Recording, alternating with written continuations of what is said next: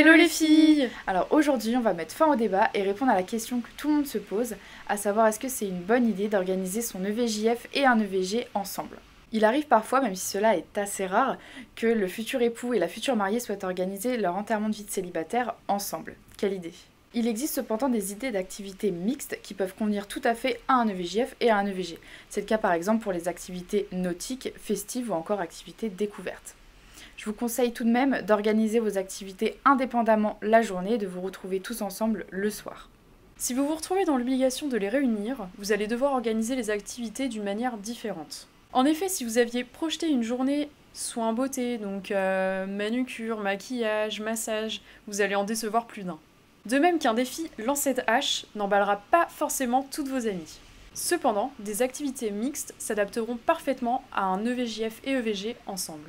Chacun se laissera prendre au jeu et vivra un moment super sympa. Ainsi, le bon deal pour faire face à un EVJF et à un EVG ensemble est de privilégier les activités sportives, sensations ou jeux d'équipe.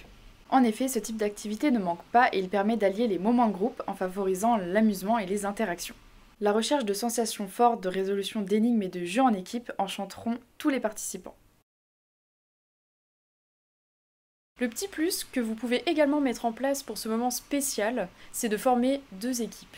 Une équipe fille et une équipe garçon qui pourraient ainsi se confronter lors de ces activités représentant les futurs mariés. Une sorte de bataille pourrait se jouer entre le crew fille et le crew garçon. Bon, en tout cas, ça c'est fou rire assuré. Bien évidemment, vous pouvez bien entendu mélanger filles et garçons.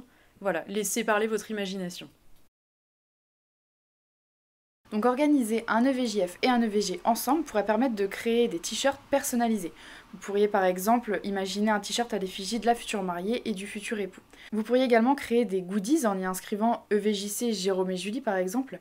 Soyez créatifs, le but est de garder un super souvenir de ce week-end. Le faire ensemble n'empêche en rien un moment privilégié et séparé.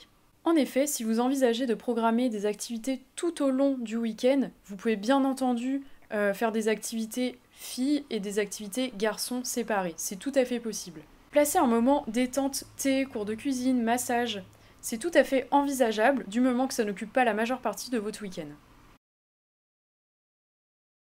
Si vous envisagez un week-end tous ensemble, l'hébergement devra également être adapté. Choisir une location vous permettra d'organiser des activités séparées la journée et de vous retrouver le soir dans une superbe villa avec piscine à la campagne ou à la mer par exemple. Donc organiser un EVJF et un EVG ensemble permettent beaucoup de possibilités. Oui. Le principal, c'est de s'adapter aux envies de chacun, mais surtout des futurs mariés qui vous donneront la direction à prendre. Les enterrements de vie de jeunes filles et de garçons peuvent également être mixtes dans le cadre des couples LGBT. En effet, la séparation EVJF-EVG ne prend pas le même sens. On ne parle plus d'EVJF et d'EVG, mais bien de deux EVJF et de deux EVG. Comme vous l'aurez compris, le plus important c'est de faire plaisir à votre ami et d'organiser le plus bel EVJF et le plus bel EVG qui soit. Et voilà les filles, comme vous l'aurez compris, organiser un EVJF et un EVG ensemble, c'est tout à fait possible. Si vous avez besoin de petites idées, n'hésitez pas à vous balader sur notre chaîne YouTube ou à consulter notre site internet disponible en barre d'infos. Salut les filles!